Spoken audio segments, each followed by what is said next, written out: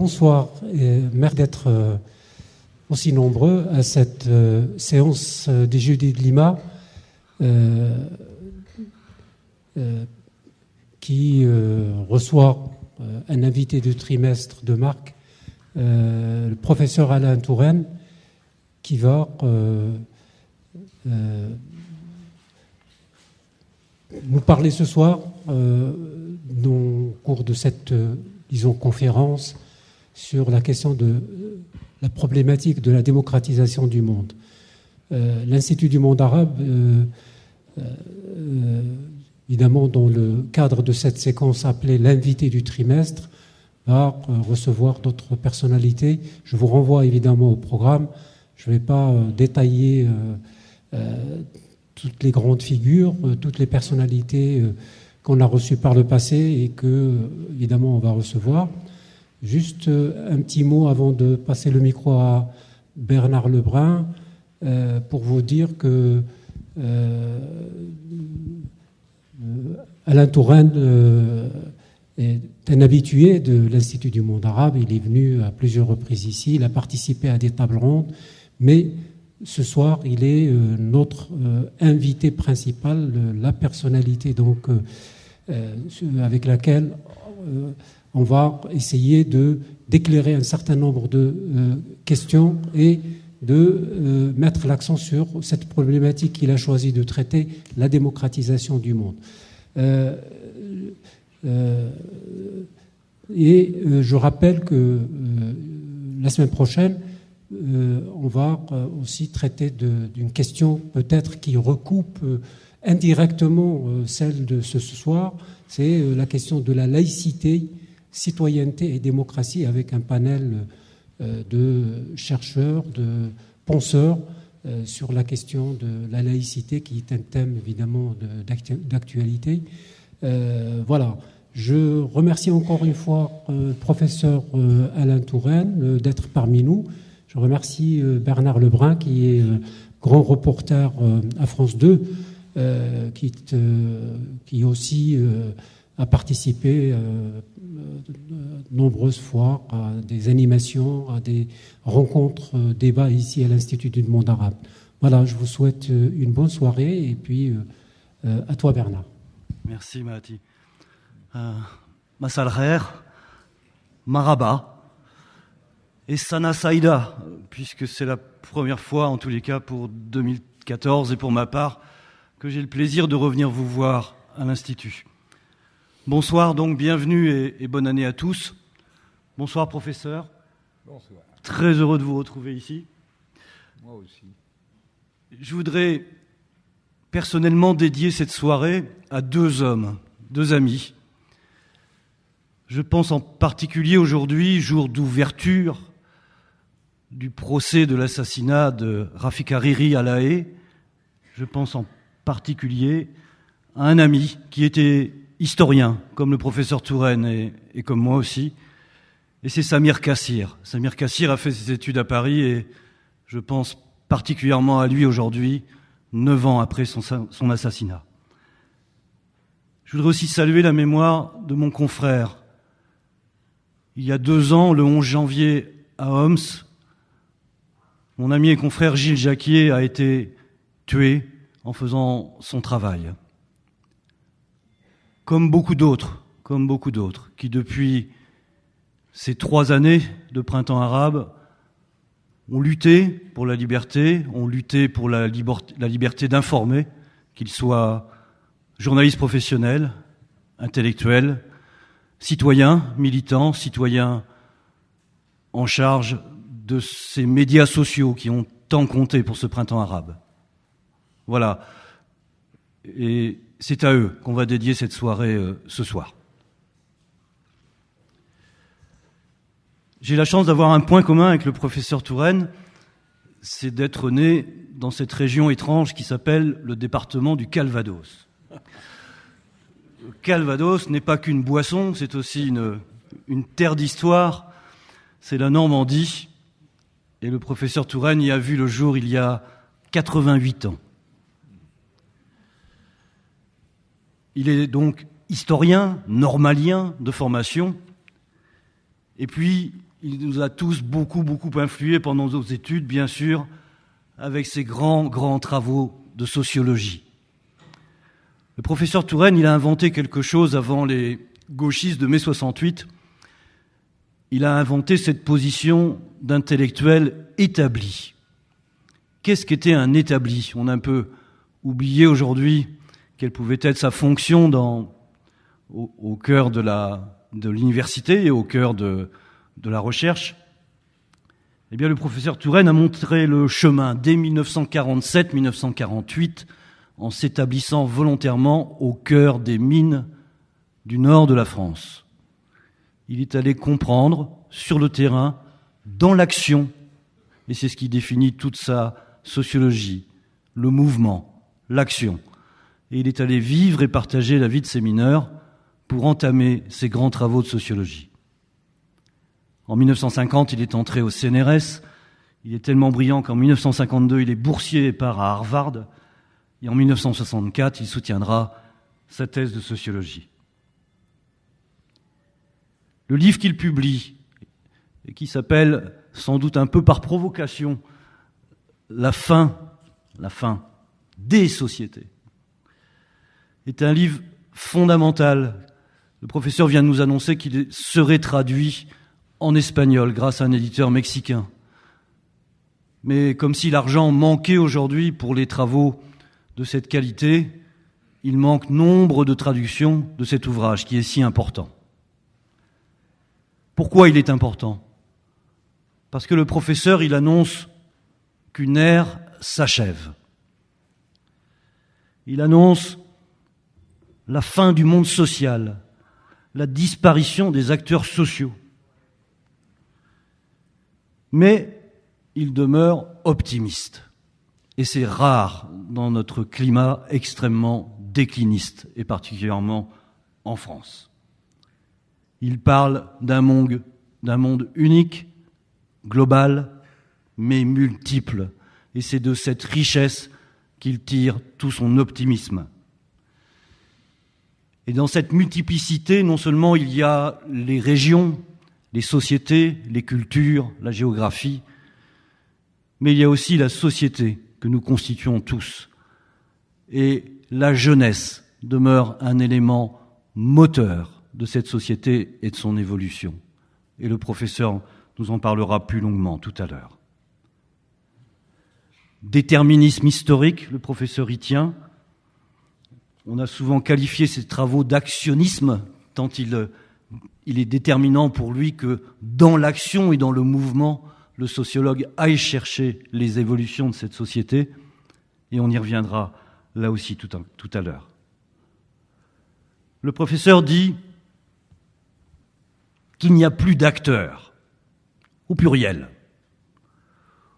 Ou plutôt, peut-être ces acteurs se sont-ils transformés en des milliers d'acteurs, acteurs du changement, refusant, et c'est là sans doute une leçon de l'histoire capitale, y compris de nos printemps arabes, refusant tout leadership, tout leader, la jeunesse se partageant entre elles la fonction d'animation de ces mouvements, sans qu'un leader véritable s'en détache. Donc plus d'acteurs, mal ou bien, on en parlera. Plus de leaders, plus de guides, plus de dirigeants, comme si les sociétés avaient tiré comme conclusion de l'histoire que ces leaders et ces guides et ces dirigeants ont tendance à cannibaliser nos sociétés. La scène est vide, dit le professeur. Il n'y a plus d'acteurs, il n'y a plus d'idées, et nous sommes dans un vide politique. Mais il veut y voir le début d'un commencement. Le professeur demeure irrémédiablement optimiste. Il pense que oui, on peut établir un autre type de vie collective et individuelle, fondée sur la défense des droits humains. Et que le monde arabe est lui aussi, depuis 3 ans, le berceau d'un mouvement qui s'inscrit dans ce changement. Oui, il y a un processus de démocratisation irréversible, et ce progrès des sociétés, le professeur va désormais nous en parler. Et je lui cède volontiers la parole. Merci beaucoup et merci à vous tous d'être ici ce soir. Ce n'est pas très facile pour moi de parler maintenant. D'abord, il faut le dire, je ne suis pas un spécialiste du monde arabe ni arabo-musulman. Et si j'ai une partie du monde à laquelle je suis lié par mon travail, elle est bien différente, puisqu'il s'agit de l'Amérique latine, mais peu importe, je dirais.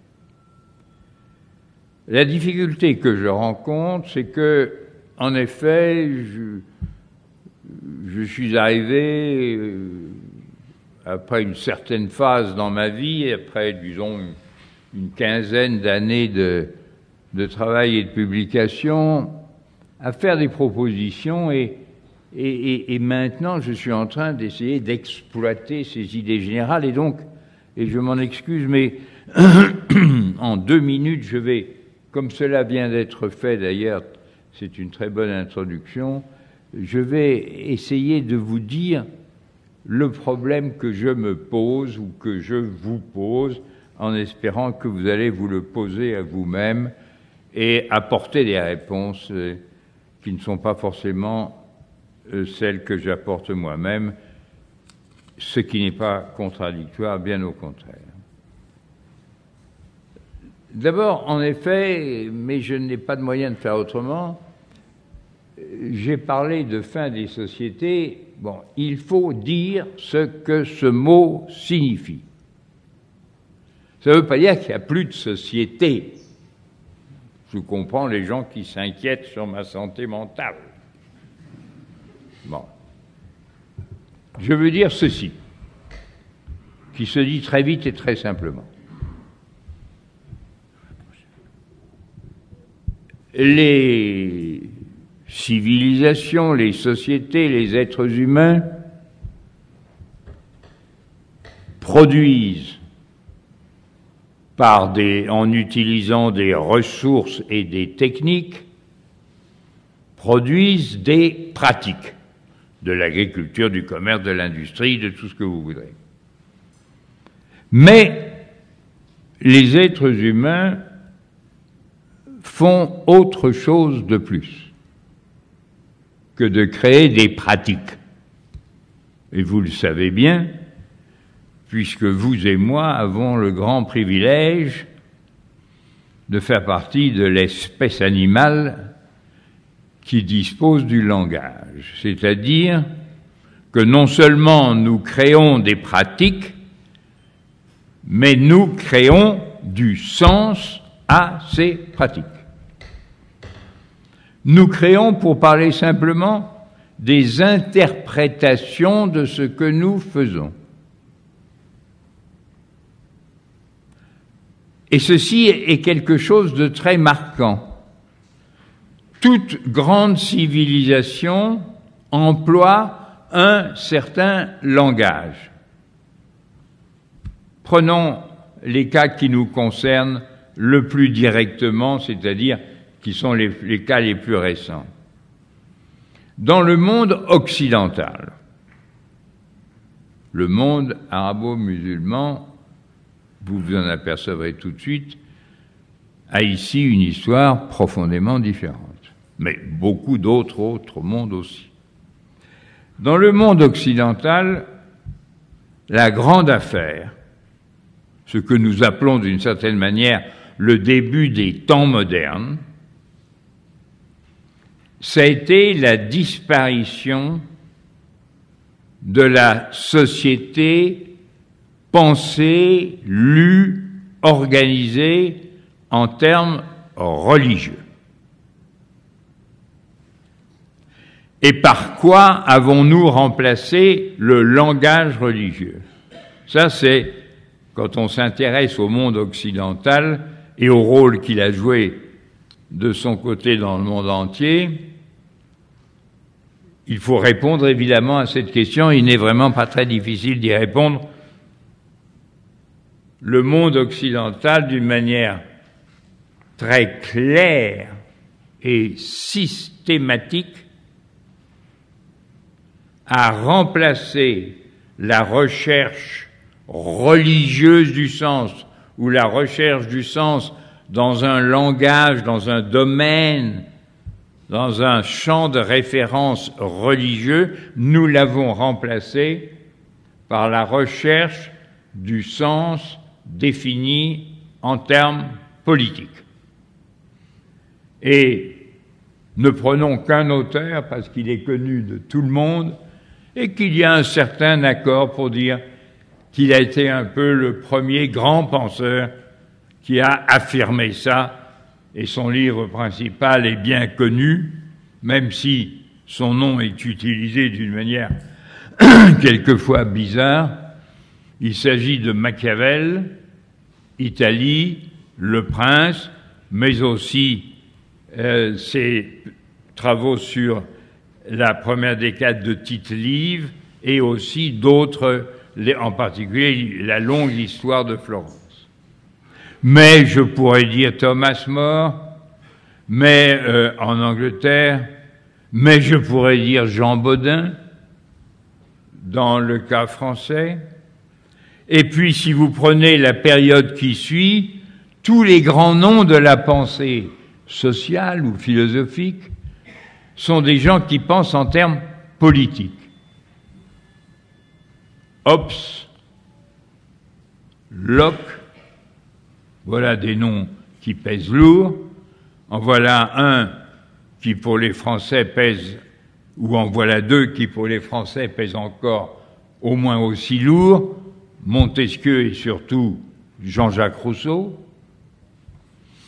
Et je dirais, d'une certaine manière aussi, mais c'est moins mon propos, que je ferai entrer dans cette pensée les plus grands penseurs allemands depuis Kant jusqu'à Hegel. Et puis, je citerai un dernier nom qui aujourd'hui, qui a été assez oublié et qui a repris une influence énorme, en particulier en France, mais pour des raisons qu'on peut comprendre, c'est Tocqueville. Et soit le livre de Tocqueville sur les États-Unis, soit le livre de Tocqueville sur l'Ancien Régime et la Révolution, soit les autres écrits et la pensée générale de Tocqueville, ont reçu une importance considérable. Et je m'arrête un peu sur ça, je ne m'éloigne pas du tout de mon sujet. C'est pour vous dire, par exemple, pour vous dire ce que ces choses pèsent. Ensuite est venue la société industrielle qui s'est formée en Angleterre, puis en Belgique, puis en France, en Allemagne, ça au XVIIIe puis au XIXe siècle.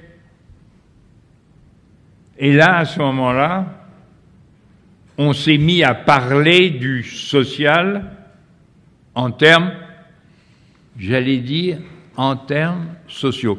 Mais il serait plus exact de dire en termes économico-sociaux.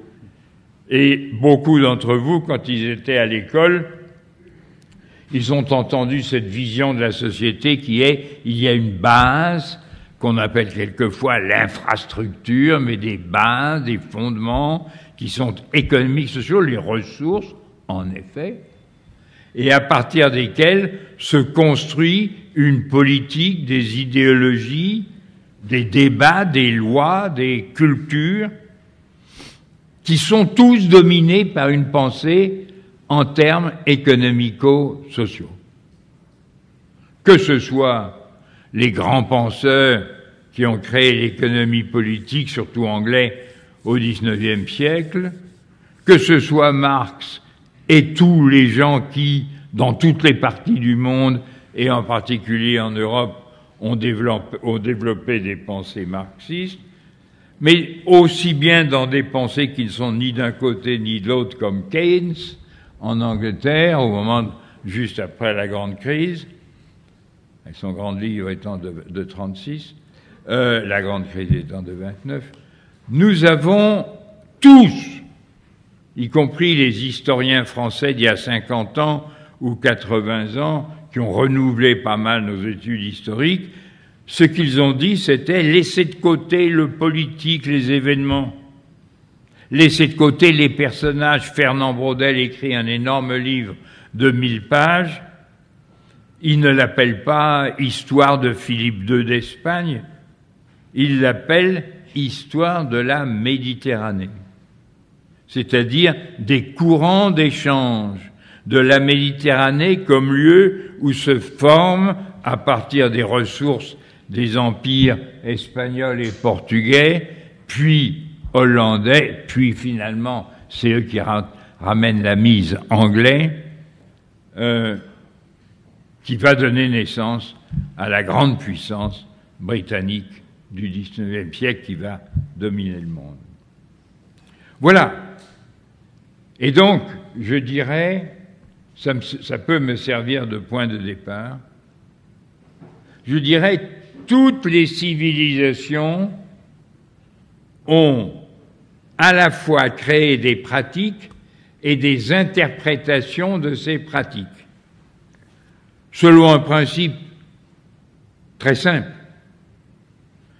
Plus une société est faible, moins elle a de capacités, moins elle a de ressources, moins elle est riche, moins elle est habile, technicienne, scientifique, rationnelle. Plus elle trouve l'explication de la créativité dans des principes extérieurs.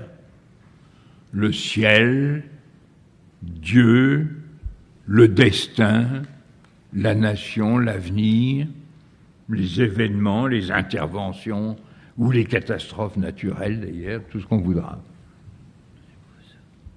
Ah oui, ça c'est gentil. Et à mesure que notre capacité d'agir sur nous-mêmes, de nous produire et de nous transformer augmente. Et vous savez, ces choses-là ont été d'une violence extraordinaire. Pendant 1 millier d'années, on est à peu près du point de vue de la production et surtout de la productivité, c'est-à-dire de la quantité de richesse produite par un homme en 1 heure, si vous voulez, ou en 1 année, peu importe. Bon, tout ça, ça va, ça vient, ça monte, ça descend, il y a de la conjoncture. Et puis tout d'un coup, ça monte comme ça, presque à la verticale.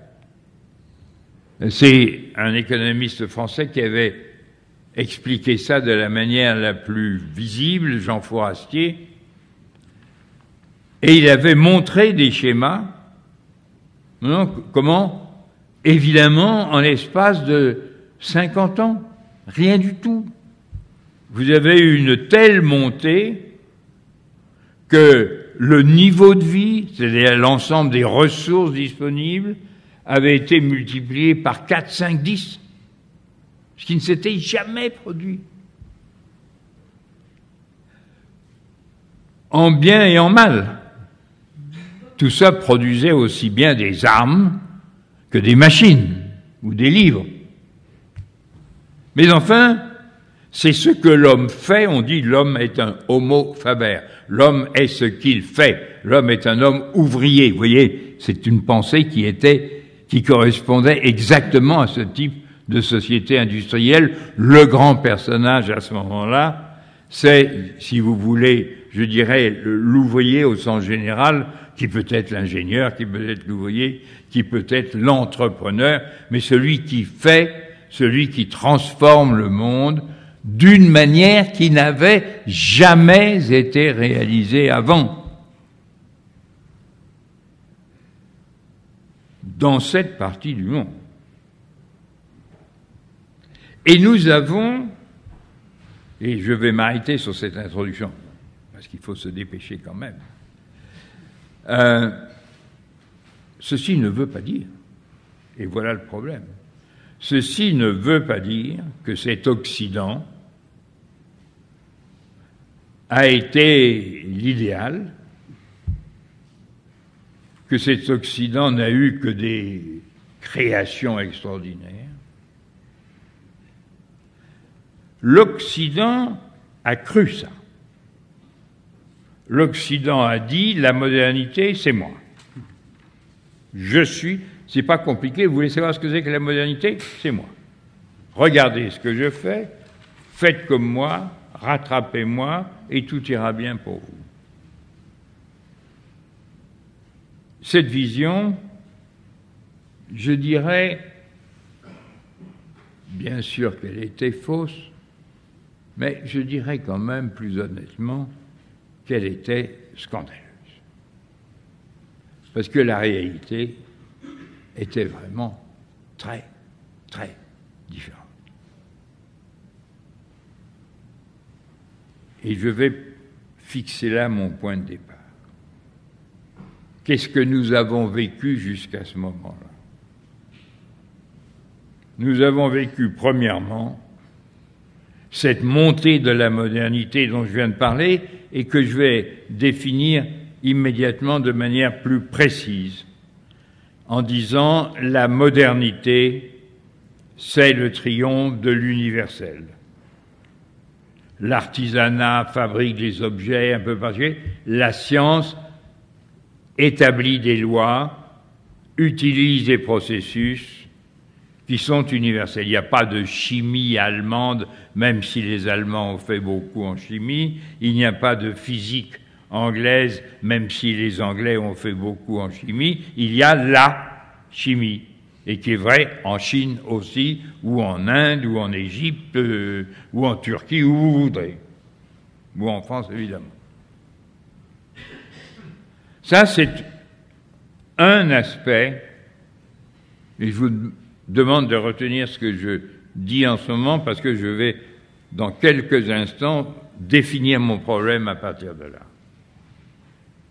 Mais deuxièmement, la caractéristique de l'Occident, c'est que l'Occident a inventé un modèle de modernisation extrêmement polarisé.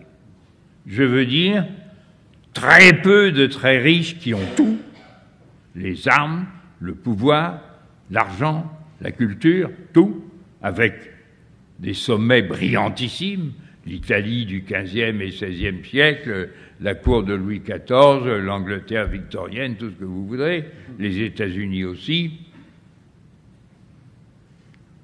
Et de l'autre côté, un écrasement quasi général de toutes les catégories de la population, en commençant par les femmes, qui n'ont pas les droits politiques, les enfants, qui sont maintenus dans un état de grande dépendance, les salariés qui sont maintenus dans un état que nous appellerons d'exploitation, et rappelez-vous, ceux d'entre vous qui ont lu du Charles Dickens ou des auteurs comme ça, ce qu'était la misère en Angleterre, à Londres ou à Birmingham ou à Manchester au XIXe siècle.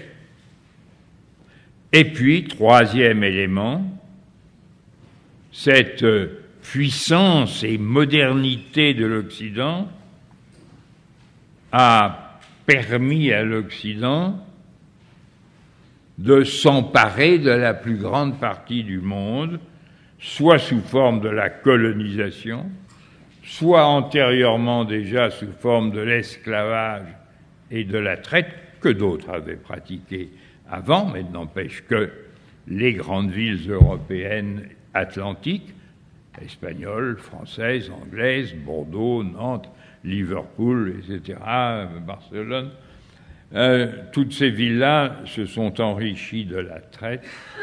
Autrement dit, je dirais que le propre du modèle occidental, et je crois que c'est peu contestable, la formule que je vais employer, et c'est modéré et prudent, c'est l'association d'une capacité exceptionnelle, accélérée, de développement d'une modernité, c'est-à-dire de l'universel de la connaissance et de l'universel de la morale. Je parle ici le langage de Kant. Et d'avoir combiné cela avec une société extrêmement répressive, marquée, comme d'autres sociétés aujourd'hui, en particulier par des guerres nationales et par des guerres de religion qui, en Europe, dominent le XVIe et le XVIIe siècle jusqu'au traité de Westphalie en 1648. Et puis, le phénomène, d'abord au XVIe, XVIIe, puis dans une deuxième vague au XIXe siècle, de la colonisation qui, au XIXe siècle, s'étend d'abord et avant tout en Afrique, mais aussi sur une très grande partie de l'Asie. Voilà le point de départ. Il me reste, et je ne vais pas passer beaucoup de temps là-dessus, avant de poser les vrais problèmes pour lesquels nous sommes ici, il faut, en 2 minutes, dire que tout ça, l'image que je vous donne, c'est une image qui est parfaitement vraie en 1913. Ces 3 grandes réalités sont éclatantes et dominent le monde en 1913. À partir de 1914, qui est, par convention, le début du XXe siècle. Les historiens ne font pas commencer les siècles à l'an 1 pour le faire se terminer à l'an 99.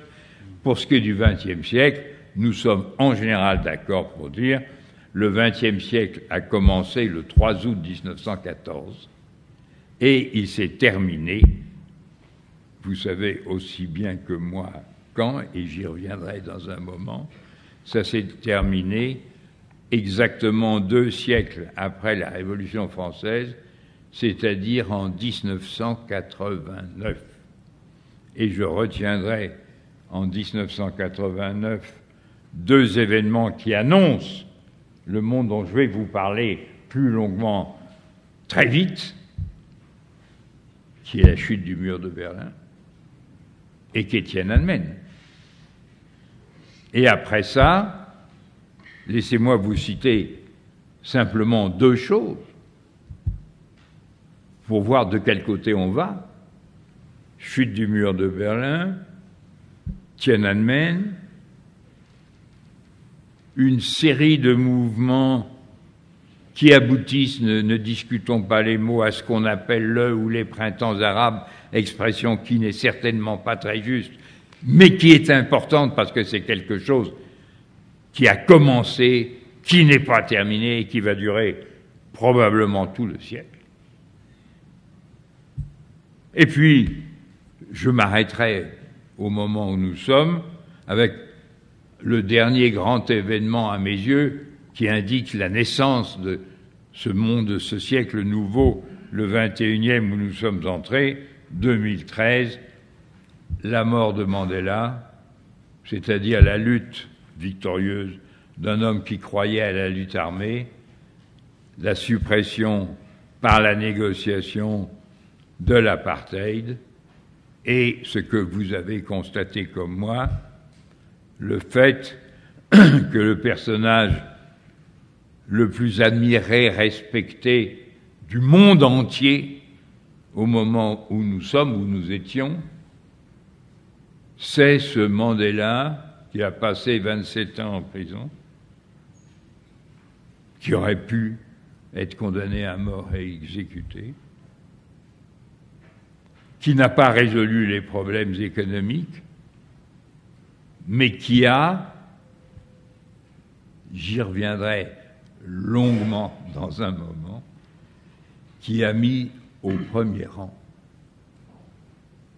ce que je ne veux pas appeler des valeurs morales, mais, et je veux reprendre le mot que j'ai employé il y a un moment, des principes universels, et parce qu'ils sont universels, plutôt que de dire moral, je préfère dire éthique. dans la mesure où nous considérons qu'il y a des choses qui sont propres à la nature humaine. Hannah Arendt, la philosophe, a dit « L'espèce humaine est la seule qui ait le droit d'avoir des droits. » Et moi-même, j'ai employé une formule qui n'est pas différente dans son esprit et qui est « les droits humains fondamentaux sont au-dessus de tout, y compris des lois. » Les droits sont au-dessus des lois. L'éthique est au-dessus de la politique.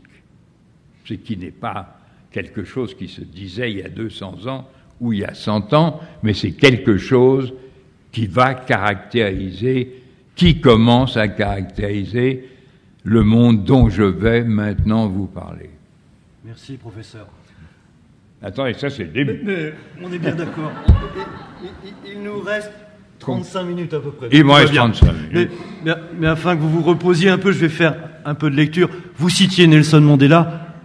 Bien sûr, dans votre esprit, il s'agit bien de l'homme qui n'a pas cru dans la lutte armée. Bien sûr.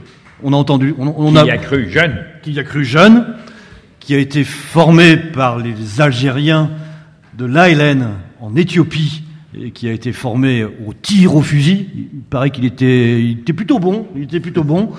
Et il a toujours dit que jamais il n'avait utilisé une arme, et qu'en tous les cas, il a tout fait, effectivement, pour aller jusqu'au bout dans sa volonté de négociation politique, ce qui n'a pas empêché, bien sûr, que l'ANC utilise la force à un moment de son histoire. Pour vous permettre de reprendre votre soupe, professeur, je voudrais faire une petite lecture qui est la fin de votre introduction, très courte, où vous dites « Alors finalement, quel est le but de ce livre ? Pourquoi l'ai-je écrit ? Mon inquiétude est facile à justifier. Le monde, l'Europe et en particulier la France sont atteints par une grave crise économique. Il est vrai que nous venons d'échapper à la catastrophe. Dans une telle situation, n'est-il pas dangereux, paradoxal même, de proposer une analyse, avant tout non économique, d'une situation générale dont les causes économiques sont évidentes ? Je n'ai certes pas la prétention de penser qu'une analyse sociologique à elle seule est de nature à nous sauver de la catastrophe où nous ont plongé certaines politiques économiques. Il est difficile d'imaginer dans l'état actuel des forces sociales que le capitalisme spéculateur et la rémunération excessive des financiers pourraient être corrigés par des décisions politiques. Mais je sais parfaitement, en revanche, que pour que des réformes profondes deviennent possibles, il faut d'abord que s'affirment des acteurs conscients et organisés. Il est nécessaire, pour que de tels acteurs se forment, qu'ils puissent être éclairés et guidés par des réflexions portant sur le monde où ils devront agir. C'est l'un des points forts de votre introduction, professeur. Merci beaucoup. Mais je vous laisse développer. Alors maintenant que je nous ai amenés à 1914, et puis je vous ai vaguement indiqué des repères, alors maintenant il faut parler sérieusement, dramatiquement, pour comprendre comment se posent nos problèmes aujourd'hui. En effet, vous seriez tenté de dire les Occidentaux ont commencé comme ça, aux autres de suivre. Je crois vous avoir expliqué déjà clairement pourquoi non. C'est un non-sens. Je veux dire, tout le monde ne peut pas exploiter tout le monde. Or, l'Occident a exploité tout le monde, les femmes, les enfants, les ouvriers, les employés, les colonisés, etc., les esclaves, tout ce qu'on voudra. Bon. Nous sommes dans une situation, 20e siècle, que je vais résumer en 3 ou 4 phrases brèves. Première chose, puisque je me suis arrêté en 1913, je continue 1914. 1914, suicide collectif de l'Europe. Des millions, 17 millions de morts. La notion de cette Europe faite d'États nationaux qui crée un équilibre disparaît.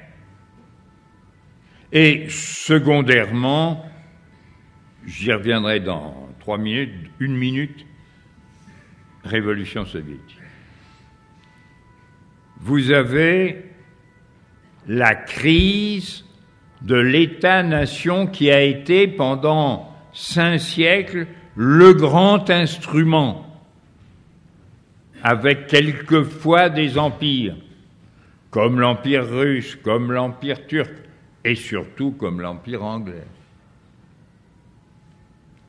Mais premièrement donc, écroulement de ce qui a été le centre du développement de la modernité pendant des siècles, l'Europe. Deuxièmement,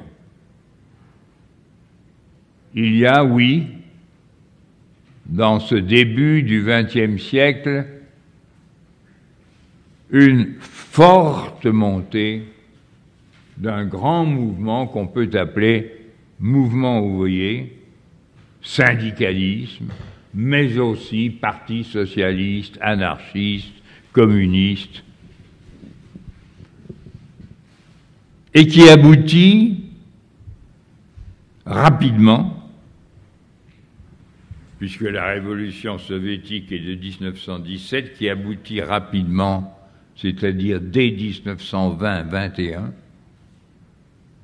au triomphe, en particulier dans le cas français qui était très important à cette époque, au triomphe du léninisme, c'est-à-dire le contraire du syndicalisme qu'on appelait d'action directe, qui était le syndicalisme de base, mené par des ouvriers généralement qualifiés, avec une longue expérience du travail, des gens qui avaient un niveau d'éducation assez élevé, un intérêt pour les idées et pour la politique, comme il y en a eu dans tous les pays industrialisés, en particulier en Angleterre et en France et en Allemagne, qui étaient les 3 grands pays industrialisés.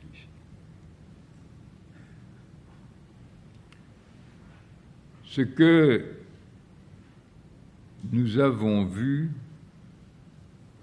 c'est en particulier dans un pays comme la France, mais je n'ai pas le temps d'entrer dans les détails. Nous avons vu, pour employer une expression peut-être un peu brutale, mais nous avons vu la dictature du prolétariat remplacée par une dictature sur le prolétariat. Nous avons vu l'industrialisation de l'URSS s'opérer dans des conditions d'extrême dureté pour les ouvriers et d'extrême violence pour les paysans, et en particulier pour les paysans ukrainiens. Nous avons vu s'installer sur une grande partie du monde, pas en Europe occidentale industrialisée, pas en Allemagne, qui était la plus grande puissance industrielle de l'époque, mais en Russie, puis dans les pays conquis par la Russie, dans le centre et l'est de l'Europe, puis en Chine, à partir de 1911-12, quand l'Empire tombe et est remplacé par la République, et que finalement, en 1949, Mao l'emporte sur Chiang Kai-shek et crée la République soviétique, disons, de Chine en 1949 à Pékin. Et donc, et puis les innombrables pays, le Vietnam, etc., qui se développent, et les semi-révolutions brèves ou longues qui atteignent la Hongrie, l'Allemagne, après Première Guerre mondiale et après la Deuxième Guerre mondiale. Troisième évolution, la décolonisation, qui s'opère bien pour l'essentiel dans le cadre de l'Empire britannique et en particulier en Inde, malgré l'événement majeur qui est la rupture entre les musulmans et les hindous et entre le Pakistan par conséquent et l'Inde, mais qui se passe d'abord mal dans l'ensemble, dans le cas français, mieux dans le cas hollandais, etc. Mal dans d'autres cas aussi, peu importe. Mais enfin très mal dans le cas français. Et rapidement, et c'est beaucoup plus important, et rapidement, ces mouvements de décolonisation sont renversés par des régimes nationalistes autoritaires et souvent même tyranniques. Il n'y a pas besoin d'aller très loin des frontières françaises pour rencontrer l'importance de ces phénomènes. J'ajoute, pour aller jusqu'au bout de la route dans ce sens-là, que ces mouvements politiques se sont radicalisés au point de mobiliser de plus en plus des forces religieuses, culturelles, dans des buts politiques, mais avec la puissance qu'apporte la croyance et la conviction religieuse dans une lutte politique et sociale. C'est évidemment, en premier lieu, à l'Iran qu'on pense ici et à la conséquence qui en ressort immédiatement, c'est-à-dire l'importance qui n'a cessé de croître des guerres civiles à l'intérieur du monde musulman, entre le monde sunnite et le monde chiite, et à l'intérieur du monde sunnite, avec des minorités qui, quelquefois, s'étaient emparées du pouvoir. Il suffit évidemment ici de penser à cette malheureuse Syrie.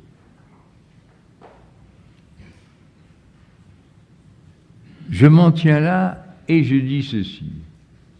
Non, je vais encore ajouter une chose quand même, mais parce qu'elle ne concerne que l'Europe, enfin que le monde occidental, enfin quand même tout le monde entier.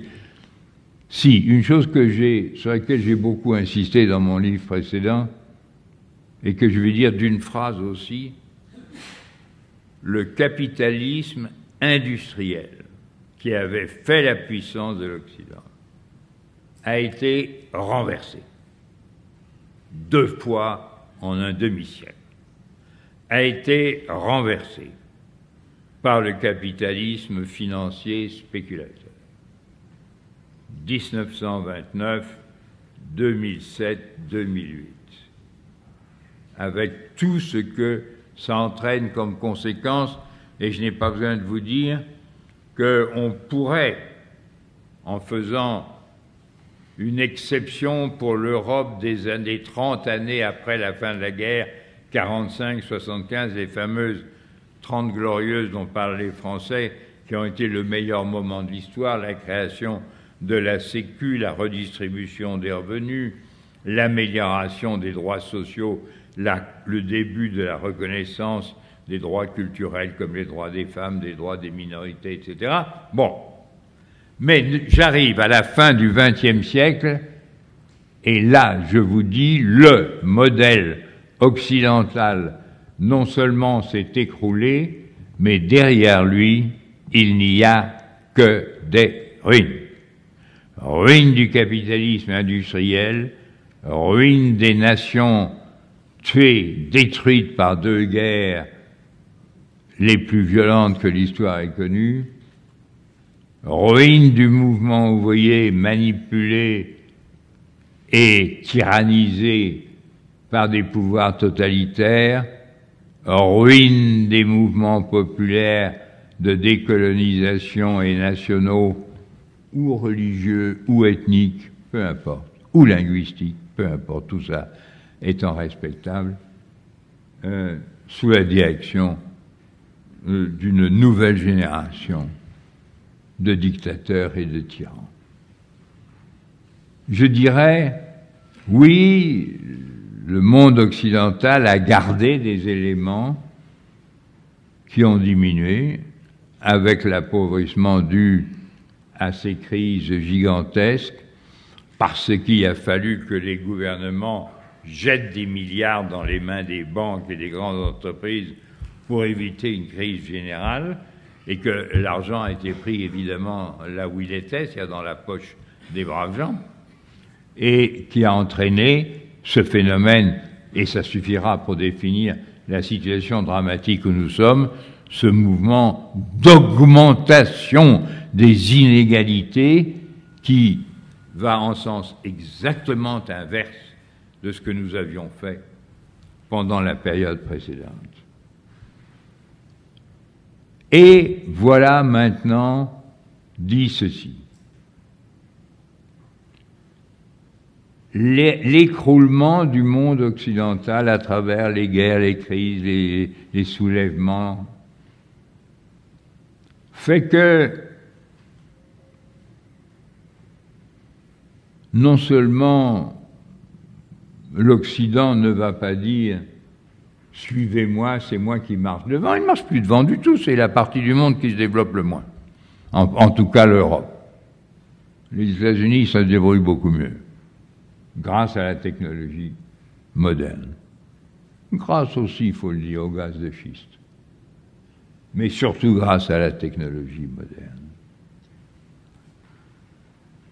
Mais en face de cette situation-là, est-ce que nous disons nous sommes entrés dans un monde post-occidental, post-démocratique, nous allons vivre avec des dictateurs qui se font la guerre les uns aux autres, comme des seigneurs se faisaient la guerre les uns aux autres, ou des rois se faisaient, ou des ducs et des comtes au 9e, 10e, 11e ou 12e siècle, en Occident, ou dans d'autres parties du monde aussi.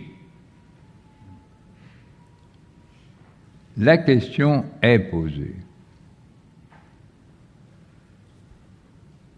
La réponse que je viens de donner, et qui n'est pas du tout la mienne, c'est la réponse la plus répandue. C'est la crise généralisée. S'il fallait parler honnêtement, je dirais, la réponse qui reste la plus vraisemblable, c'est la catastrophe. Ajouter une grande guerre Chine-États-Unis et allez, tout disparaît. Ajouter, nous disent les écolos, un monde irrespirable, une pollution qui fait monter, qui fait disparaître les glaciers, qui fait monter le niveau de l'eau, qui met le Bangladesh à 50 cm sous l'eau, etc. Voilà. Avoir une vision, je dirais honnêtement qu'aujourd'hui, avoir une vision ou une autre de type catastrophique est l'attitude la plus raisonnable. Ce n'est pas la mienne, je vais essayer d'expliquer pourquoi. Mais en tout cas, en ce qui concerne l'Europe occidentale, pour le moment, la crise a éclaté en 2007, ce qu'on appelle la crise des subprimes, c'est-à-dire la crise du crédit hypothécaire, qui a détruit les États-Unis, l'Angleterre, l'Espagne et touché beaucoup d'autres pays. Que peut-il se passer? À quelles conditions? Ne pensez pas que je vais vous donner une réponse à une question comme celle-là, mais... Vous avez 15 minutes, professeur, pardon. J'ai 15 minutes. Pardon. Faut pas tant. Mais... Un comble. Non, non, c'est une plaisanterie. Comment pouvons-nous ne pas nous poser tous les matins et tous les soirs la question comment allons-nous sortir des guerres, des crises, des génocides, des massacres de masse? Est-ce qu'on va avoir une Arménie, un Rwanda, un Congo ex-belge, République démocratique du Congo, tous les 3 ans? Et c'est cela qui est, au fond, ce que je suis venu vous dire, c'est que aucun d'entre nous, il ne s'agit pas d'un problème d'experts, aucun d'entre nous ne peut faire l'économie d'une réflexion là-dessus. Aucun, je dirais qu'aujourd'hui, c'est moi, ce qui m'impressionne le plus dans les 10 dernières années, c'est le silence. Personne ne parle, personne ne propose rien. Dans le monde occidental, nous avons fait tous la même chose, donner de l'argent aux riches, parce que c'est les riches qui ont l'emploi, pour éviter la catastrophe générale. Et nous traînons nos dettes depuis lors. Et c'est pas facile de creuser dans sa poche pour trouver encore une pièce de 50 centimes. Bien.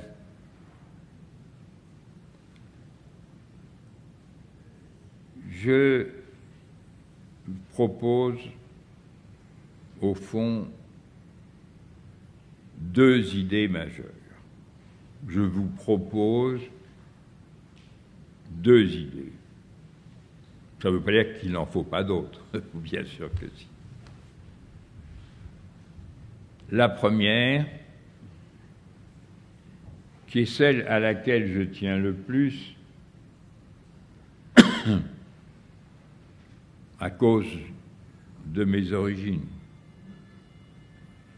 C'est-à-dire que moi j'ai commencé à bouger, à m'agiter au XVe siècle. Je devais être plus ou moins italien ou flamand à ce moment-là, c'est ce qui bougeait le plus. Et puis, 16e, la Renaissance, 17e, Descartes, bon, et puis l'industrie, et puis la post-industrie, et puis tout ce qu'on voudra. Je reste convaincu, et ça, pour moi, c'est fondamental. Et je suis en désaccord avec d'excellents amis là-dessus, de grands sociologues. L'universalisme qui a été développé pas uniquement par l'Europe, plus par l'Europe. Quand je dis l'Europe, je veux dire les Grecs, je veux dire le christianisme, je veux dire le mouvement des Lumières des XVIIe et XVIIIe siècles et les mouvements sociaux et culturels des XIXe et XXe. C'est tout ça qui a poussé vers l'universel. Ne me dites pas que, comme on le disait à un moment, il faut remplacer la démocratie occidentale par la démocratie asiatique. Il y avait même des débats à l'UNESCO. Et la démocratie asiatique, on en donnait un modèle. Voilà la démocratie asiatique, Singapour.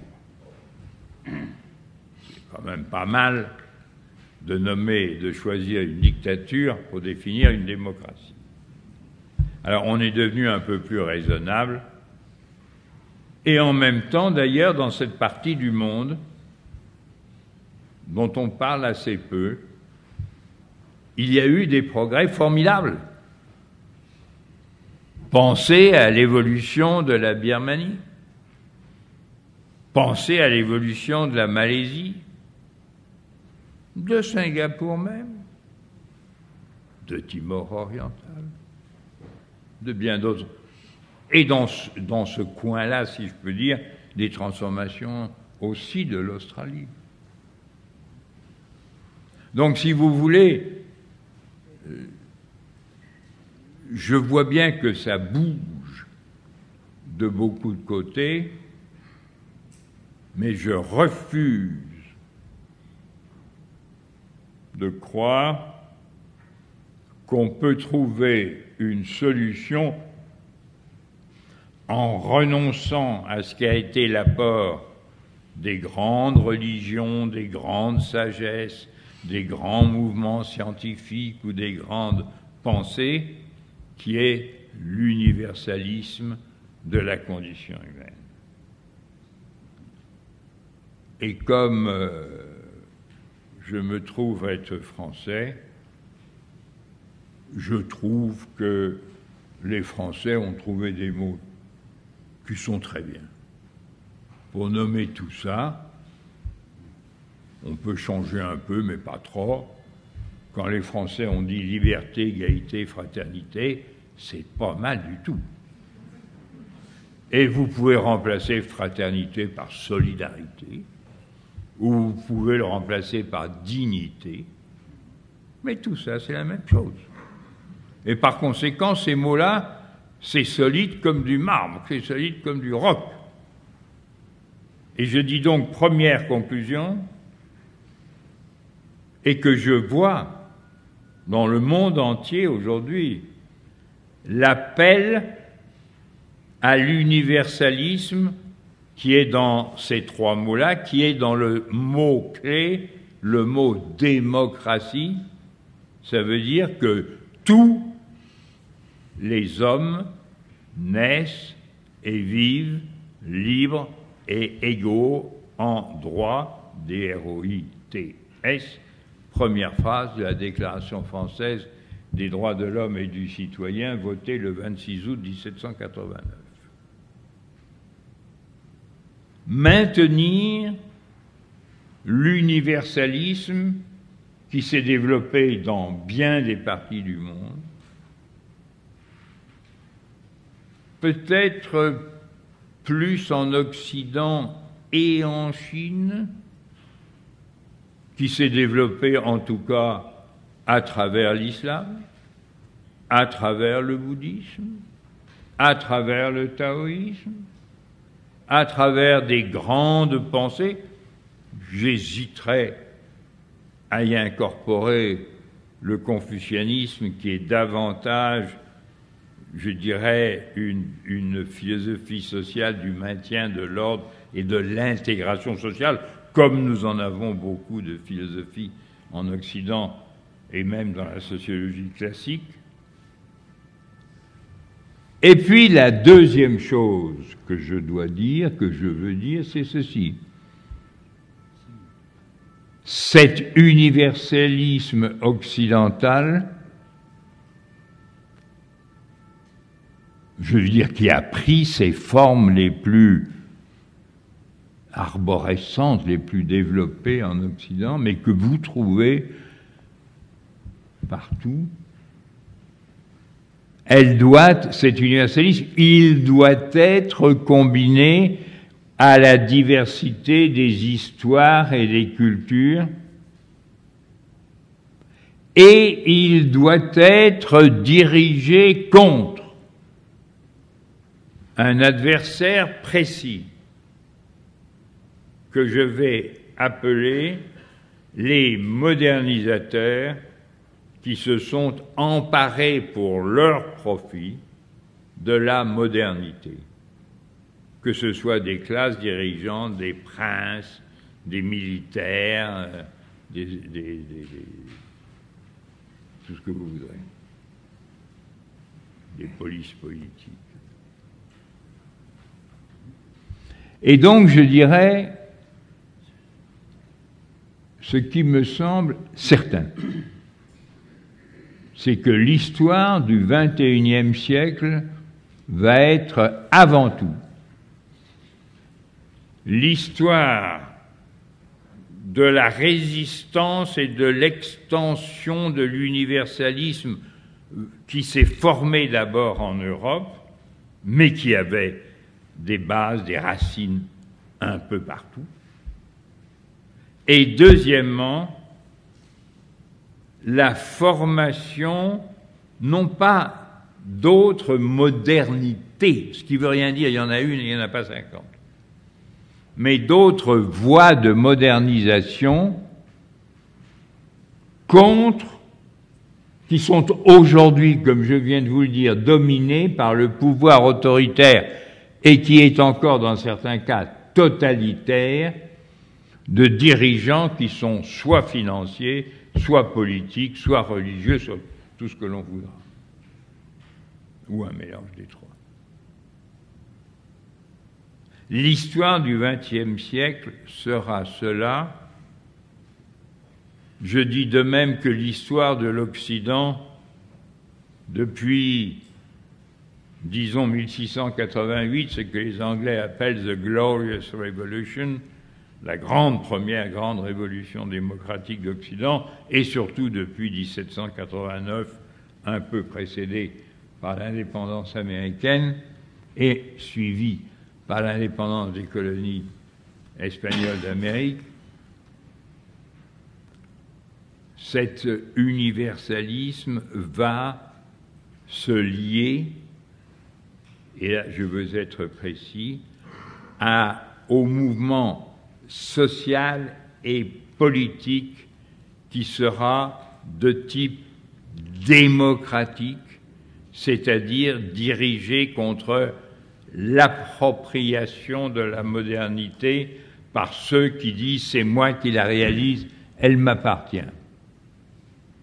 Donc les mouvements qui vont se produire, qui se produisent, ces mouvements seront des mouvements universalistes, rationalistes, éthiques, mais avant tout démocratiques. L'histoire du XXIe siècle, ce sera le passage de la ruine de la démocratie occidentale au triomphe de la démocratie mondiale. Je ne suis pas sûr, pour être honnête, que l'Europe occidentale aura la vigueur nécessaire pour faire partie de tout ça. Ce que nous observons n'est pas très encourageant. J'ai connu très intimement et travaillé beaucoup toutes ces dernières années avec des gens comme Stéphane Hessel et aussi avec les Espagnols, les indignados, que les Espagnols d'ailleurs appelaient plus volontiers les indignadas, parce qu'il y avait beaucoup de femmes qui jouaient un rôle important dans ce mouvement. Ce qui n'est pas un détail, ce qui, si j'avais le temps, d'autres en parlent. Merci. Je veux dire que je termine. Je vous en prie. Laissez-moi une phrase pour terminer. Non, je suis encore dans les temps, non? On y est, nous y sommes, malheureusement. Eh ben voilà. Ça passe très vite. Parfait, attendez. Pardon. Je vous en prie. Et je dirais, ceci c'est l'axe. Mais il se passe beaucoup d'autres choses et qui vont dans des sens opposés. L'histoire, c'est pas l'histoire du bien, les petits anges qui chantent et qui s'élèvent dans le ciel. Je dirais simplement, c'est ma dernière phrase, oui, il m'a eu, c'est de dire ce mouvement de la montée démocratique dans le monde se heurtera pendant tout ce siècle à deux grands obstacles. Le premier, c'est le maintien ou le renforcement des pouvoirs autoritaires qui ont dominé le XXe siècle et qui voudraient bien dominer le XXIe. Et nous en avons 100 exemples. La deuxième, c'est le côté le plus faible de mes propositions. Mais il me semble que de manière très diverse selon les parties du monde, et en particulier de manière très différente dans le monde arabo-musulman tel que nous le connaissons, nous voyons se développer des forces dominantes, mais qui ne sont pas des forces autoritaires, je veux dire politiques, militaires, mais plutôt des forces, appelons-les, économiques et administratives. Si je pouvais employer cette expression, mais qui n'est pas bonne, je dirais de nouvelle bourgeoisie pour parler un peu à la française.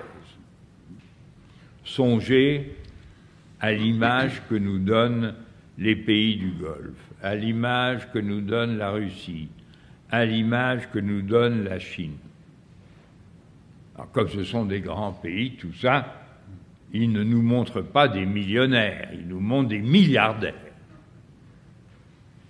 Mais ça n'empêche pas que ces milliardaires piquent le fric des gens qui n'ont pas d'argent. Et que ce n'est pas un développement rationnel de la production que d'acheter des clubs de football en France. Bon. Ou ailleurs. Bon. Donc je veux dire, l'histoire, c'est, et nous devons tous, c'est pourquoi moi je peux dire, et je dirais, et je dis la même chose à un public qui s'intéresse à l'Amérique latine, ou qui s'intéresse à la Chine, ou qui s'intéresse à l'Afrique subsaharienne.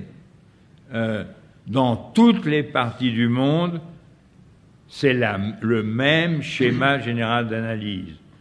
Retrouver l'universel, s'adapter aux conditions locales, nationales, régionales, culturelles et historiques dans la manière de combattre les faux modernisateurs, ceux qui ont transformé la modernisation en accaparement et en luxe ou en violence, et constamment suivre la formation de nouveaux adversaires qui viendront à mesure que des dominations politiques et administratives sont remplacées par des dominations économiques et sociales, et par conséquent que, si je peux dire, on se rapproche d'un modèle occidental où les conflits de type économique et social à la fin du XIXe siècle semblaient être plus fondamentaux, ils ne l'étaient pas, mais étaient aussi fondamentaux que les conflits nationaux.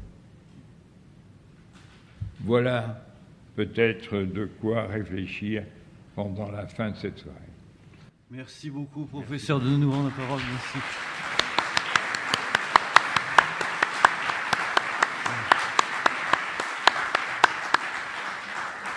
Alors, il nous reste une bonne demi-heure. On va prendre les questions avec grand plaisir. On va les regrouper et faire en sorte que de limiter le temps de réponse du professeur pour que vous vous exprimiez le plus possible. Oui. C'est aussi ça, la démocratie. Oui. Alors on y va, c'est parti, la première. Oui, monsieur. Bonsoir. Ma question est comme pour le printemps arabe.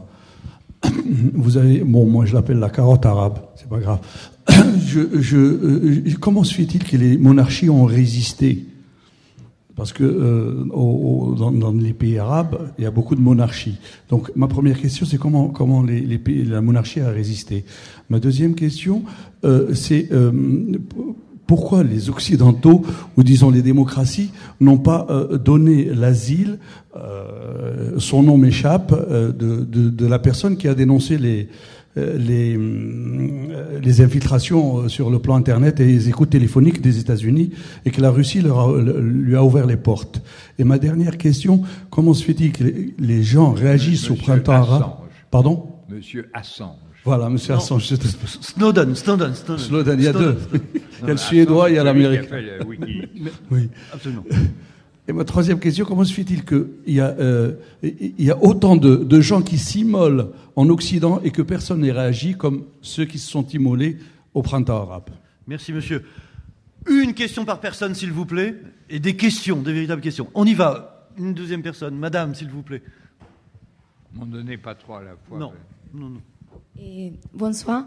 La première chose, pardon pour mon français, mais je suis espagnole, Andes Indignadas. Et je suis intéressée dans votre opinion dans les événements que nous sommes en train de vivre cette semaine à Burgos. Tu l'as vu? Nous avons une petite révolution, non, révolution, mais quelque chose comme ça. Parce que Gamonal, en Burgos. Vous l'avez vu? Burgos. Cette semaine. Ah non. Non? D'accord. Parce que, en fait, les gens, ils sont confrontés avec la police cette semaine. Et hier soir, il y avait une manifestation à Madrid et la police a été contre les manifestants. Et aussi sur cette loi que nous avons nouvelle pour couper ces droits à la manifestation en Espagne. C'est tout ça. Merci.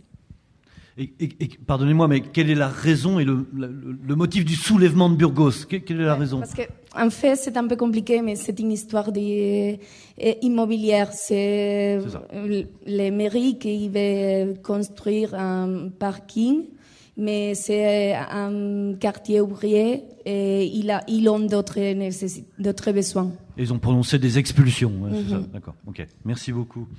Professeur, c'est à vous. Bien. Alors, réponse rapide pour que, en effet, tout le monde puisse parler. Premièrement, quel est le rôle des monarchies? Les monarchies n'ont aucun rôle. Celui qui a un rôle, c'est l'empereur. Et l'empereur s'appelle pétrole. Les monarchies où il n'y a pas de pétrole, c'est des sous-préfectures. Bon. Mais pourquoi résistent-elles? C'était ça la question. Pourquoi les monarchies résistent-elles? Pourquoi ceux qui ont-ils résistent-ils à ceux qui n'ont pas? Pourquoi les riches résistent-ils à la pression des pauvres? C'est quand même pas tellement compliqué. On se le demande. À comprendre. Je veux dire, les gens riches préfèrent continuer à être riches et que les gens pauvres continuent à être pauvres. C'est un peu prévisible, même si c'est pas moral ni acceptable. C'est une fatalité. Bon. Non, c'est pas une fatalité, c'est un obstacle. Bon. Deuxièmement, cela veut dire, j'ai été bref sur les forces de résistance, mais des forces de résistance, en effet, les monarchies dont les intérêts étaient liés aux États-Unis, ce qui sera moins vrai maintenant, puisque les États-Unis sont un pays qui va se trouver assez rapidement en équilibre ou indépendant quant à sa fourniture d'énergie. Et par conséquent, les gens qui formaient une clientèle qui pouvait faire du chantage, si vous voulez, que ce soit les Vénézuéliens ou les Saoudiens, d'ailleurs, ça ne change pas grand-chose à l'affaire, tous ces gens-là, et les Européens aussi, d'ailleurs, dans bien des choses, vont se rencontrer avec les États-Unis qui ont beaucoup souffert de leur recul, de la perte de leur hégémonie dans bien des occasions, y compris la Syrie, Irak, Afghanistan, etc. Et les États-Unis, me semble-t-il, vont essayer de défendre par eux-mêmes et plus directement, c'est une des hypothèses que je ferai volontiers, que les États-Unis qui ont fait défendre leurs intérêts par des rois pétroliers ou des présidents européens, si possible de gauche, comme dans le cas anglais, comme Blair, les États-Unis vont disposer de moyens suffisants pour se défendre par eux-mêmes et faire payer la note à leurs ex-alliés, qui soient des présidents, des premiers ministres ou des présidents ou des rois. Ok. Sur Snowden, Assange Assange et Snowden, les deux, si vous le souhaitez. Ce que vous avez dit sur le thème Wikileaks et de l'information, c'est un problème, comme nous le savons tous, nous le sentons tous, tout à fait fondamental. Je veux dire que la domination ne s'opère plus ni avec des kalachnikovs, ni avec des bombes atomiques. La domination s'établit avec des réseaux de communication, et communication souvent se prononce ou doit être prononcée espionnage. Mais vous disiez, professeur, victoire de l'éthique sur le politique. Il n'empêche que Snowden, dans sa démarche forte éthique, tout à fait, il n'a été accueilli par personne d'autre que Moscou. Oui, mais... Qui n'est pas le royaume de l'éthisme en soi. Qui n'est pas le royaume de l'éthique, c'est vrai. Je pourrais dire aussi que vous avez M. Assange qui est recueilli par l'ambassade d'Équateur, donc d'un pays latino. Bon, mais enfin, peu importe. Je dirais que ce qui est en cause dans la domination et dans la libération, je vais essayer de vous le dire à ma manière. Ce que je pense, moi, c'est que l'objectif majeur pour tout pays, c'est d'avoir une capacité d'action. La capacité d'action, c'est pas une capacité de tir, c'est une capacité d'attention, de volonté, de courage, d'engagement, de réflexion. Nous sommes dans un monde, j'ai envie vous savez, d'employer la formule célèbre qui avait été employée par Churchill, je crois en 1940 ou 41 en Angleterre.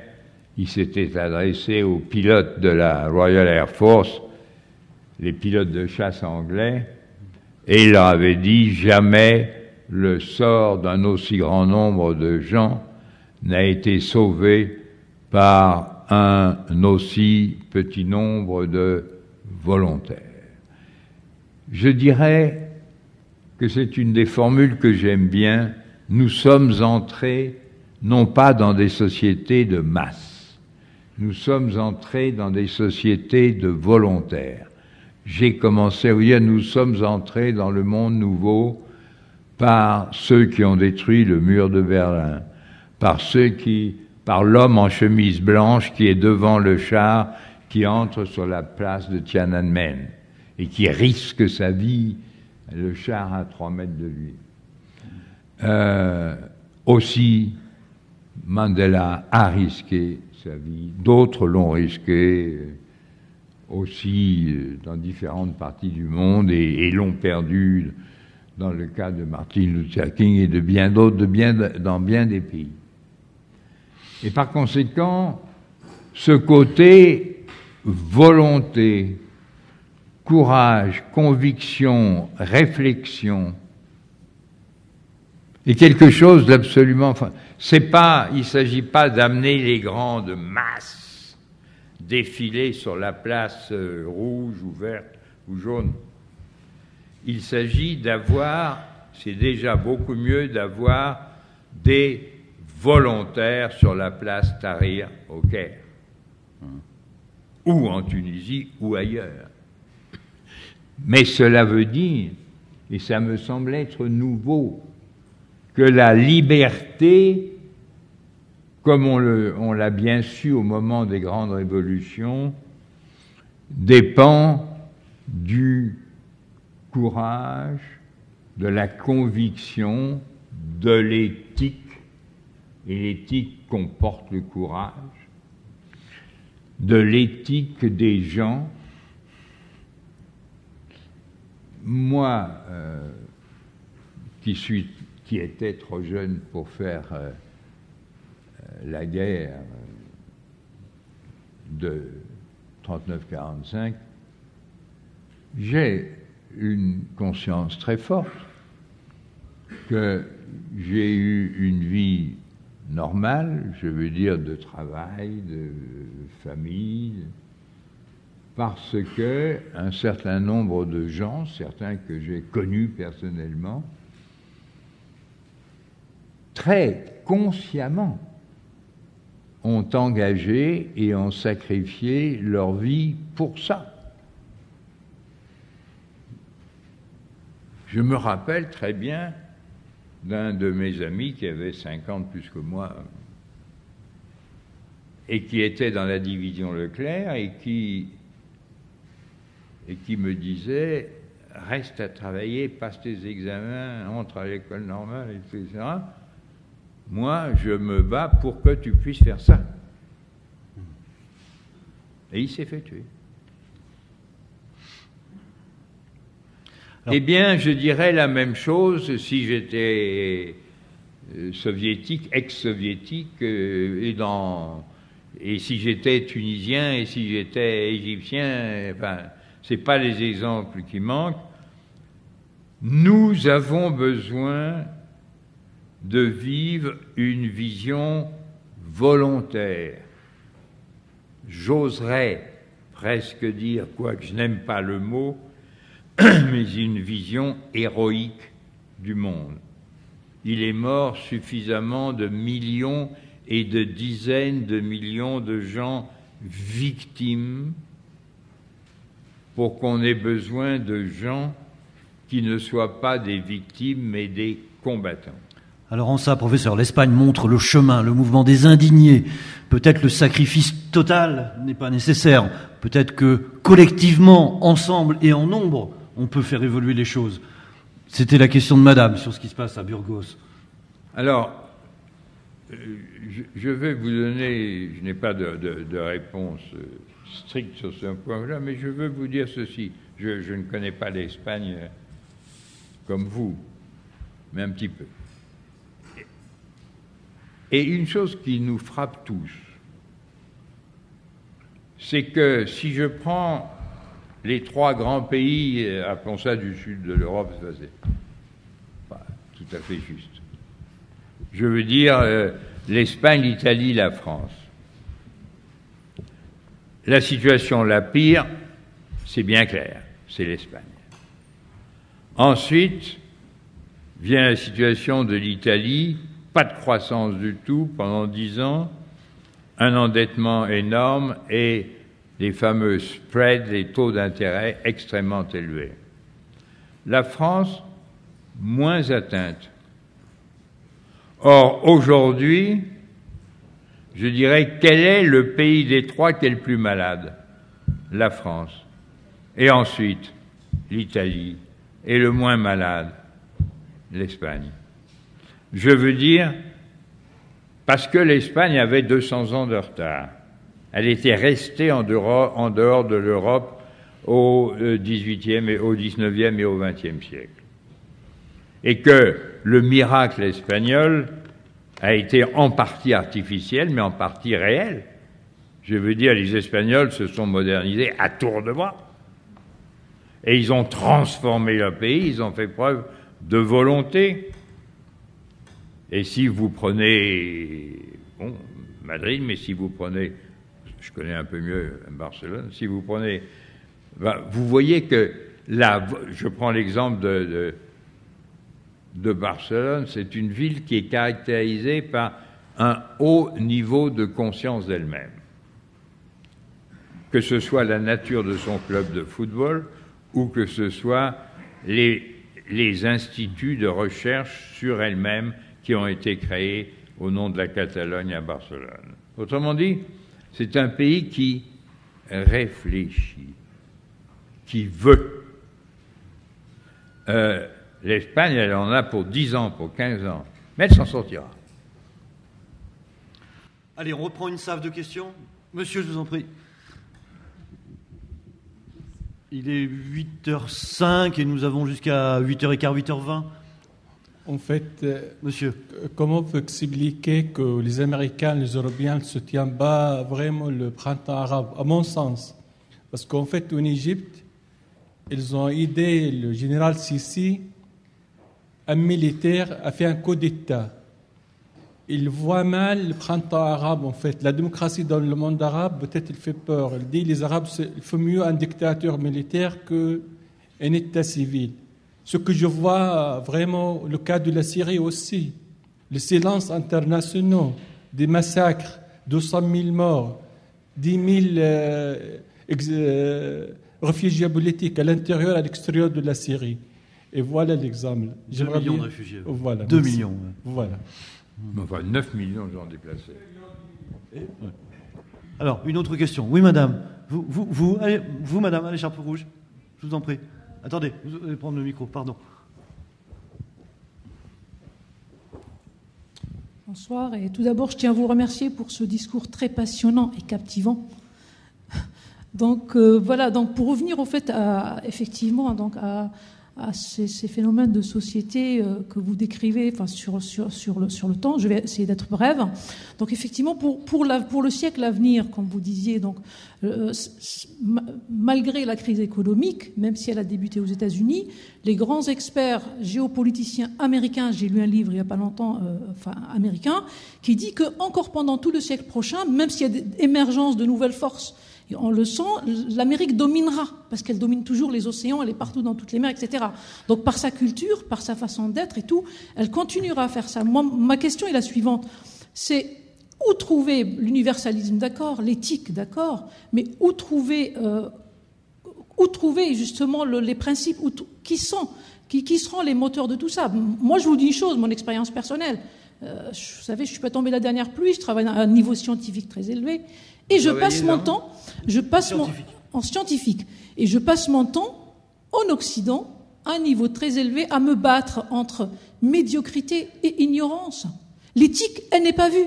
Vous savez, j'ai abandonné mon travail de recherche parce qu'il n'y avait pas d'éthique, il n'y avait pas de science. Le marketing l'emporte. Je suis dans la santé humaine, donc voilà. Vos interrogations sont très, très, très intéressantes. Et effectivement, moi, je me pose la question, même quand on a toute la volonté du monde, toute la passion du monde et l'intégrité, c'est très difficile de se frayer un chemin dans ce monde complètement bouleversé. Merci, madame. Merci beaucoup. On va donner la parole à monsieur qui l'a demandé ici. Merci beaucoup. Monsieur, et après, le professeur va répondre. Oui, au tout début de votre propos, en citant Machiavel, vous avez parlé de la recherche du sens qui passait de la religion à la politique, pour aller très vite. Et de la politique à l'économie. Voilà. Et de l'économie à l'éthique. À l'éthique. Alors, quid depuis quelques années, et c'est la situation actuelle dans certains pays et certaines cultures, de la religion quand même, des religions qui n'ont pas faibli et dans certains cas qui se renforcent et qui sont... voilà, quelle est votre opinion là-dessus ? Bon, alors premièrement, pas de malentendu, je n'ai jamais dit, je ne dirai jamais des bêtises du genre de les religions, c'est des trucs irrationnels qui disparaissent avec le progrès de la science. C'est complètement idiot. Honnêtement. Il y a des tas de choses qui disparaissent. Mais il n'y a aucune raison. Je suis laïque à la française de 1000% et tout ce que vous voudrez. Mais cela dit, je suis un peu, par ma vie, latino-américain, ou tout au moins je suis un peu chilien par ma vie. Et j'ai vu le rôle que la religion, en pareil cas catholique, mais d'autres aussi, a joué la lutte contre Pinochet, qui a été le grand chef de la lutte contre Pinochet, c'est le cardinal. C'est le cardinal Silva. Je veux dire, les catholiques, c'est pas tous des vieux cons. Les religions, c'est pas tous des vieux cons. Vous comprenez ? C'est grotesque de dire des choses comme ça. Je dirais qu'il ne faut pas rompre le lien complexe qui lie les deux aspects de ce qu'on appelle la religion. Et vous me laissez 30 secondes pour répondre à ça. 30 secondes. Parce que ça mérite quand même. Parce qu'il y a madame et monsieur aussi. Ah bon. Pardon. Oui. Il y a dans la religion toujours deux faces. Je lisais hier soir, en fin de soirée, je venais de les recevoir, des écrits de Simone Veil, qui, vous savez, est morte, s'est laissée mourir de faim en 1943 en Angleterre pour partager les difficultés du peuple français occupé. Et c'est une chose juste de dire comme elle dans la religion, là c'est pas mes mots à moi, mais peu importe, il y a ce qu'elle appelle le sacré et ce qu'elle appelle le saint. Moi je dis le sacré aussi et l'autre je dis le divin, mais je veux dire le divin c'est une forme aliénée, extériorisée du principe de création qui maintenant est devenu humain. Et donc dans toute histoire de création, donc dans toute pensée religieuse, il y a cette conscience de la création qui est ultra positive et qui anticipe ce que nous vivons plus fortement aujourd'hui. Et de l'autre côté, il y a en même temps, dans la mesure où c'est déshumanisé, extériorisé, déifié, etc., ou politisé, identifié à un prince ou à une race ou à ce que je sais, vous avez une sacralisation. Et la sacralisation aboutit à une désacralisation de ce qui n'est pas sacré et tabou. Et par conséquent, nous devons essayer de faire reculer le sacré. Mais nous essayons de faire réapparaître ce qu'elle appelle le saint et que j'appelle le divin dans l'expérience éthique qui généralement n'est plus religieuse, mais qui peut l'être, mais qui généralement, en tout cas en Occident, ne l'est plus, et qui, dans le monde, vous savez, c'est des choses qu'on sent très bien dans le monde musulman. Le cas le plus évident et le plus important, c'est le cas de l'Iran. Vous savez ce qu'on dit de l'Iran et ce qu'on dit de la Turquie, que la Turquie est un pays laïque aux mosquées pleines et que l'Iran est un pays islamique aux mosquées vides. Et c'est vrai, les mosquées sont vides parce que tout le monde est sur Internet. Et écoute les messages de type libéral démocratique d'Occident. On peut discuter beaucoup, la Turquie est dans une phase de rapprochement de fondamentalisme islamique par rapport à ce qui était l'origine, les débuts de Erdogan. Mais tout ça évoluera de bien des manières, tout ça a évolué de bien des manières dans tous les pays, et il n'y a pas des voies uniques. Mais ce qui est certain, c'est pourquoi je vous disais, ce qui est passionnant, c'est de voir comment la diversité des expériences historiques, je prends l'exemple ici, en ce moment, l'Iran, la Turquie, qui font deux mouvements en sens inverse. Bon, comme ça s'est passé dans d'autres pays autrement. Bon, tout ça, comment ça se combine avec l'universalisme? Avec l'universalisme qui n'est pas seulement occidental. Professeur, pardon, il faut répondre à Madame. Juste préciser qu'en Tunisie, il y a 3 ans, la réponse a été Khal, dégage, et Ben Ali est parti, et que le pouvoir sacré tunisien est tombé comme un frimur. Non, c'est pas ça qu'il faut dire. C'est l'une des réponses, professeur, ça peut arriver. Attendez, c'est pas ça qu'il veut dire, quand même, parce que le temps a passé depuis, et vous nous parlez de la Tunisie à un moment où on a envie de faire sauter la bouteille de champagne, c'est-à-dire que la Tunisie, qui nous a surpris, je veux dire, quand nous avons vu le vote salafiste chez les Turcs de France, on était surpris. Et puis, quand vous voyez l'échec, il faut bien le dire, complet, du gouvernement islamiste, nous avons vu des choses qu'on n'avait pas vues ailleurs en Tunisie, c'est-à-dire les gens qu'on a critiqués qui ont dit « nous rendons le pouvoir, nous partons. Jusqu'où ça ira, je n'en sais rien. Mais c'est un acte unique dans l'histoire contemporaine. Je veux dire, si vous voulez, Bourguiba pas mort. Surtout pour les femmes, par exemple. Vous comprenez, la Tunisie est un pays qui a une longue élaboration d'une modernisation culturelle, intellectuelle, laïque, en faveur des femmes et intellectuellement d'une manière générale et dans la liberté, malgré ce qui s'est passé à certaines époques. Et les combattants qui sont tombés. Oui. Madame, que répondez-vous sur cette question concernant l'éthique et les sciences? J'ai espoir, en ce moment, comme nous l'avions le premier jour. Si vous voulez, je pense que c'est un bon exemple, la Tunisie. Je ne sais pas parce que la Tunisie est tombée qu'elle ne se relève pas. Je pense que la Tunisie, en ce moment, se relève. On va prendre 2 dernières questions, mais avant, professeur, monsieur était intervenu pour dire ô combien les Américains avaient soutenu le régime de Sisi, et c'était donc entremis dans cette révolution égyptienne, la Syrie, pour laquelle la communauté internationale tente de se mobiliser avec tant de difficultés et de lenteur.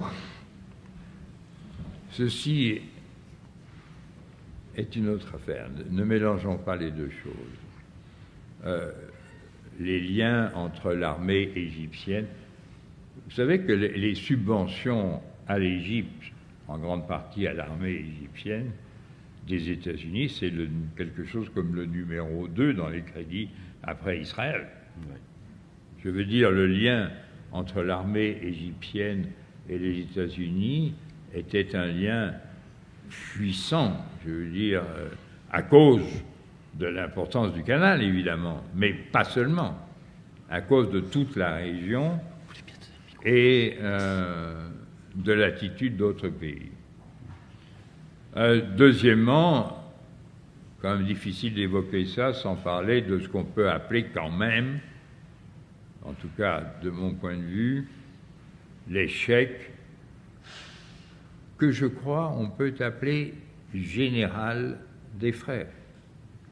Je veux dire par là, il n'y a pas de pays où ils aient réussi à dominer la situation, à faire avancer des réformes, à être, si je puis dire, progressistes. Car il n'y a aucune raison... Paradoxalement, pardon professeur, quand Nasser les a virés d'Égypte, ils sont partis créer l'enseignement, y compris primaire, secondaire, puis universitaire, en Arabie Saoudite. Oui. Et ils furent fort progressistes puisqu'ils ont ouvert les premières écoles pour les femmes en Arabie Saoudite. Comme quoi les paradoxes des frères musulmans sont multiples. Était un instituteur. Absolument. Bon. Donc ils croyaient en l'éducation, en tous les cas. Bien sûr. Et d'autre part, ils avaient montré, face à Nasser, qu'ils avaient une capacité de résister à ce qui était devenu une dictature au nom de quelque chose qui pouvait être considéré comme un mélange de volonté. Bon. Et tous les débats autour des frères en Occident, et tout ce qu'on a, et Tariq Ramadan, etc., toute cette ambiguïté-là a un contenu. Je veux dire, il ne faut pas trancher là-dedans dans le vif. Bon, on aura retenu qu'il ne faut pas tout mélanger. Non. Il y a un monsieur qui s'impatiente depuis fort longtemps et qui demandait la parole. Il est tout au fond, là-bas. Et moi. Alors, et madame, moi. pardon. Alors, madame d'abord, monsieur, et puis on s'arrêtera là. Madame, je vous en prie. Moi, je voudrais, enfin, si c'est possible, bien que ma question, peut-être qu'elle est... quel devrait être le rôle des médias pour que les gens puissent être acteurs de leur acteur? Parce que ce qu'on observe, c'est que ce n'est pas fait pour qu'on puisse agir. Voilà. Le contenu des médias, notamment de la télévision, c'est le fait divers qui prend la place de l'information. Voilà. C'est très intéressant. Merci de cette question, madame. Monsieur tout au fond. Pardon, professeur. On écoute la dernière question de monsieur tout au fond, s'il vous plaît. Et puis, on écoute le professeur. Et ce sera la conclusion. Merci, monsieur, de votre patience. Je voudrais attirer l'attention en fait sur une distinction qui est très importante, la distinction entre modernité et modernisation. Parce qu'il me semble que, je sais très bien que vous ne faites pas la confusion, mais je pense qu'il faut vraiment y insister. Pour moi, c'est essentiel. Lourdement parce que vous avez parlé de modernisateur, de modernisation et en même temps de modernité, donc ça peut vraiment, ça risque de produire des confusions dans l'esprit des auditeurs. Donc la modernisation, ce à quoi nous assistons aujourd'hui, c'est la prédomination de la technoscience, de l'économie, de la raison instrumentale. Alors que la modernité, ça implique d'autres enjeux. C'est beaucoup plus lié, disons, aux disciplines du sens, à l'éthique et au rôle des politiques. On a bien compris, monsieur. Votre question, s'il vous plaît, si vous en avez une, monsieur. Mais on a bien compris la nuance, bien sûr. C'est juste, je voudrais simplement faire cette distinction entre modernité... Je vous en remercie, monsieur. Merci infiniment. On va répondre à madame sur les médias. C'est formidable. Merci d'avoir posé cette question. Alors, attendez, je commence par la deuxième question. Je vous en prie, professeur. Et je vais vous dire ceci. Okay. Je ne suis pas d'accord avec votre manière de définir les mots, parce qu'on n'est pas maître des mots. Modernisation, ça veut dire le mouvement vers la modernité. Mais on ne fait pas du neuf uniquement avec du neuf. On fait du neuf aussi avec du vieux. La langue que j'emploie, c'est pas moi qui l'invente. Elle vient de plusieurs siècles. Les croyances que tel ou tel d'entre vous a, elles viennent souvent de très loin. Les formes de vie familiale, les formes d'agriculture, le niveau de vie, etc.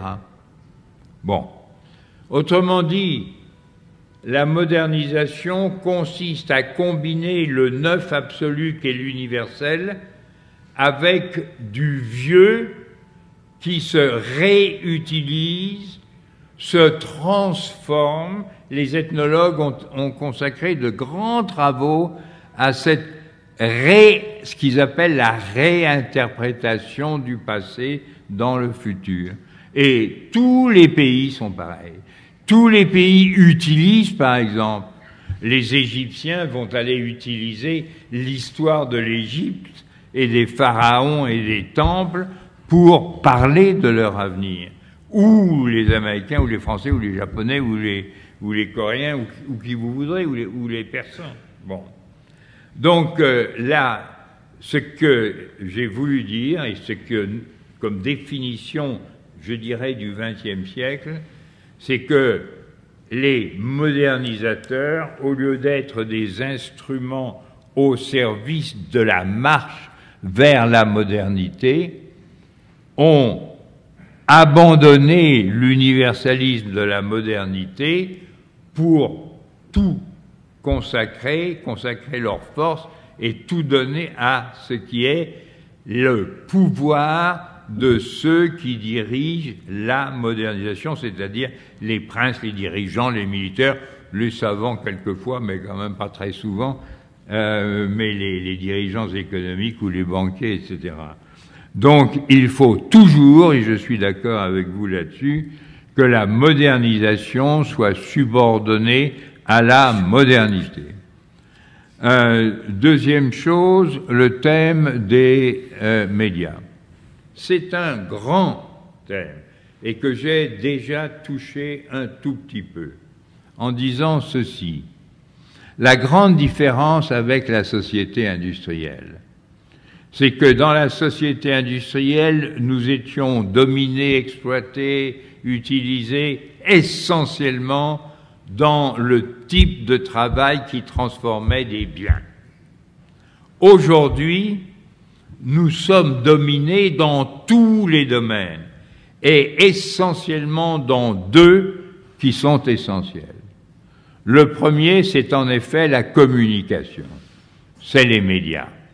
C'est-à-dire, on nous fabrique des représentations. Même si une agence, je ne dis pas que ce qu'ils font est mal, c'est pas si simple, mais si on vous fait des questionnaires sur les élections, il n'est pas du tout évident que les questions qui vous sont posées sont celles que vous considéreriez comme les plus pertinentes, les plus décisives. C'est pas du tout évident. Bon. Et la deuxième chose, en plus des communications, qui est peut-être encore plus importante, c'est justement ça dont je parle en ce moment, c'est-à-dire les représentations. Prenons un mot qui est vraiment ce qui nous pollue le plus profondément en Europe aujourd'hui. C'est-à-dire la représentation de l'autre, c'est-à-dire le préjugé, c'est-à-dire la xénophobie. Ah, ça pèse lourd sur l'Europe d'aujourd'hui. Ça pèse très lourd. Non plus tellement d'ailleurs, enfin, mais j'ai pas le temps de parler de ça, l'arabophobie, que maintenant l'islamophobie. On est passé du national au religieux, ce qui est encore pire. Bon. Et ce sont ça des problèmes de la plus haute importance. Et il n'y a pas d'autre réponse que celle que je vous ai donnée, c'est-à-dire l'action volontaire. Prendre la parole. Vous savez, dans la société industrielle, ça c'est un peu ma génération et le travail que j'ai fait dans une grande partie de ma vie. Mais enfin, moi j'ai beaucoup passé de temps dans ma vie à étudier des mouvements sociaux dans différentes parties du monde et dans différents siècles. Eh bien, vous comprenez, c'est quand même des gens qui se sont battus, c'est quand même des gens qui ont imposé une parole, des gens qui ont fait voter des lois, qui ont fait voter des conventions collectives, mais qui ont pris la parole, qui ont écrit des livres. Je ne sais pas, moi, prenez un exemple que nous aimons bien en France, qui est l'exemple de Zola. Vous êtes en face de l'affaire du cas Dreyfus. Bon, il n'y a pas tellement de gens qui bougent. Eh bien, ce petit Italien de Zola, il écrit « J'accuse » et ça démarre. Avec Clémenceau. Avec Clémenceau. Avec beaucoup d'autres. Qui en trouve le titre. Ouais. Avec beaucoup d'autres. Ouais. Bien sûr que c'est pas tout seul. Ouais. Mais je veux dire, n'allez pas croire que le monde des médias est un monde... Le monde des médias est un peu comme la ligne Maginot. Ça peut se prendre aussi. Ouais. Bon, écoutez, merci beaucoup pour cette conclusion.